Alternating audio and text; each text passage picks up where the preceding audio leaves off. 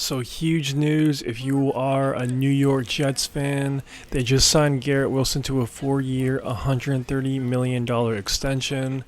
And it's just a great move done by the Jets front office. This deal marks the first time in NFL history that a receiver secured a contract averaging more than $31 million per year after only being in the NFL for 3 seasons. So Garrett Wilson definitely got paid. And, when you don't play on the best teams, this is what franchises should do to their star players. They should entice their best players to stay. And that's exactly what they did here with Garrett Wilson. There were some reports that he was reportedly on the trade block a year ago in the offseason and this past offseason. Ultimately, Garrett did state that he wanted to be a Jet for the long term, and that's exactly what he got. So Jets fans, talk to me. You gotta be loving this move. I mean, come on. Who doesn't like Garrett Wilson? Seems like a great guy. And I just think he's one of the most underrated wide receivers in the league easily. Hopefully, Justin Fields and him can kind of re-spark that Ohio State connection, and they could just put up big numbers because he just has not had a quarterback since entering the NFL. I know Aaron Rodgers last year, but that wasn't prime Aaron Rodgers. You know what I mean? So hopefully he can put up monster numbers this year. With Garrett Wilson officially making $31 million per year, the only wide receivers making more than him in that capacity is Jamar Chase, Justin Jefferson, CeeDee Lamb, and DK Metcalf. Honestly, reading that list, all those check out except for DK Metcalf. Jamar, Justin, CD, all pretty elite. I don't know, I wouldn't call DK elite, but good for him for making $33 million a year. I'd be curious to see if some people think this is an overpay. I wouldn't agree with that statement at all. I mean, all you gotta do is just take a look at his stats since entering the NFL. With the quarterbacks he's played with, every single year he has surpassed the 1,000-yard mark. Hypothetically, just imagine if he played with an elite quarterback in the next 2-3 years. I think he could just put up insane numbers. If you feel like he was overpaid, let me know in the comments below. I want to hear your reasons why. Next up for the Jets, they're going to look to sign Sauce Gardner to a deal. I'm very curious to see where that number will be at. Will the deal make him the highest paid cornerback in the NFL? It's very possible. Derek Stingley recently got paid this past offseason. I don't think Sauce is better than him, but who knows? It's like I mentioned earlier. If you're not the best team, if you're not the best franchise, sometimes you gotta overpay your star players, which I don't have a problem with, but we'll have to see if the Jets go down that path with Sauce. Also, Terry McLaurin is having some trouble getting a new contract with the Washington Commanders.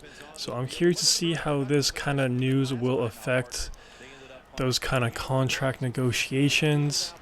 I'm really curious to see where they'll end up, what number they'll end up paying him per year.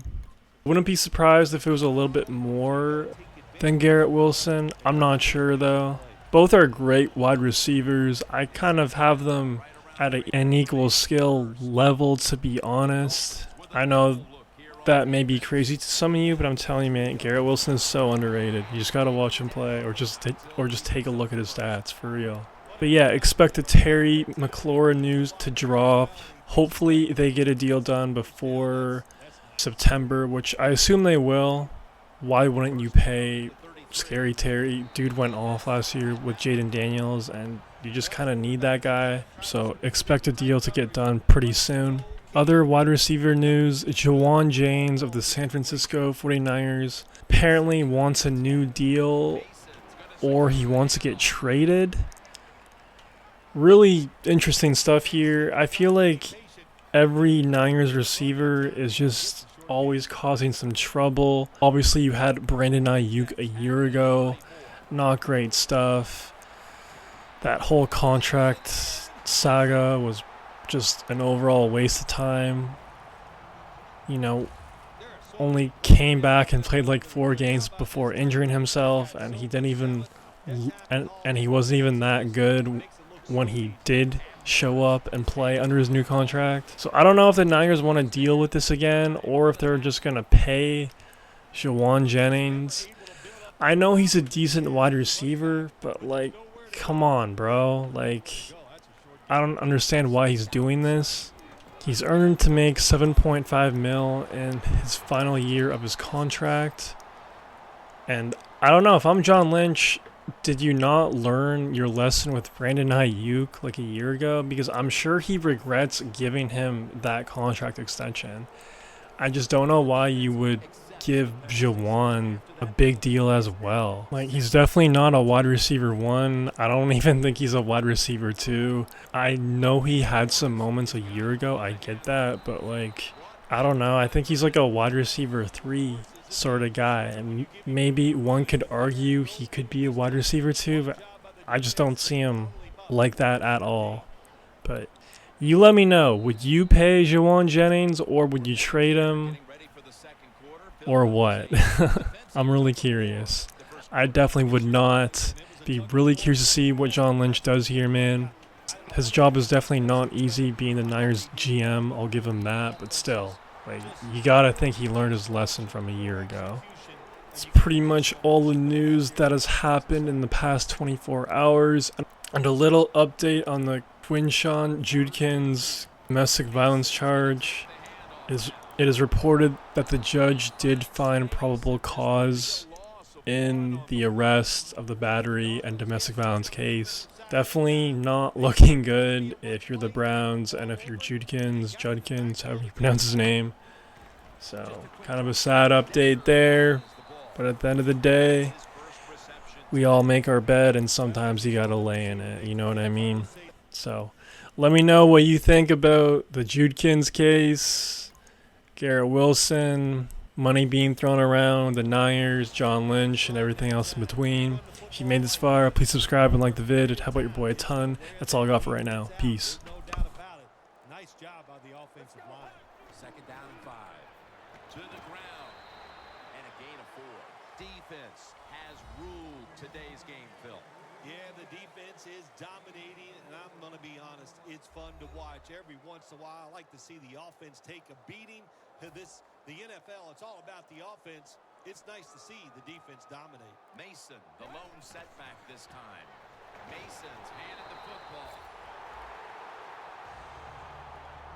Mason's able to get it done that time. Why? Because he has the power and the will to make it happen. Third and short, he just gets it done with sheer willpower. First down and 10. Mason's marked down after a gain of 4. Well, not many yards to get there on that play, but it doesn't matter. What a day and what a job this running back has done here. The Jets take it from the 38. Mason's got it on the handoff.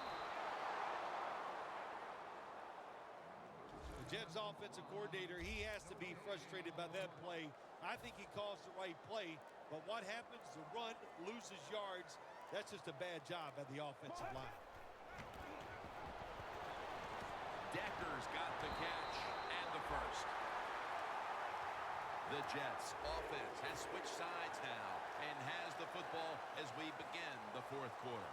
Mason lined up in the backfield. He'll take the snap, the first here in the fourth quarter. Good job by the defense. They stopped the first down play that time by the offense, and now they have a good situation. The Jets snap it at the 31. It's Mason with the catch.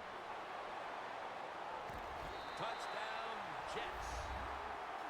Mason's second touchdown of the game.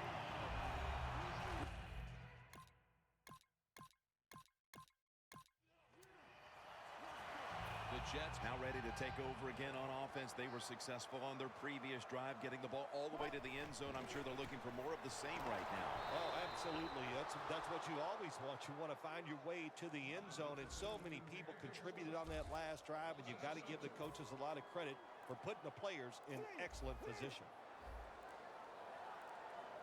He'll take the snap from the gun. Takes the hit, throws. Look up at that scoreboard. You're leading the football game, so we have a third and long situation. So you've got to know that. Manage the game. Don't take a chance. The Jets have it at the 44. Takes off with it. Makes the catch in the open field. Third catch today so far. The Jets have had a big target in the middle of the field today. Amaro's been a dynamic playmaker throughout this game, Phil. We are seeing tight ends become such a big part of NFL offenses. There's so much you can do with them. Line them up on the line of scrimmage. You can move them all around. You can stack them behind other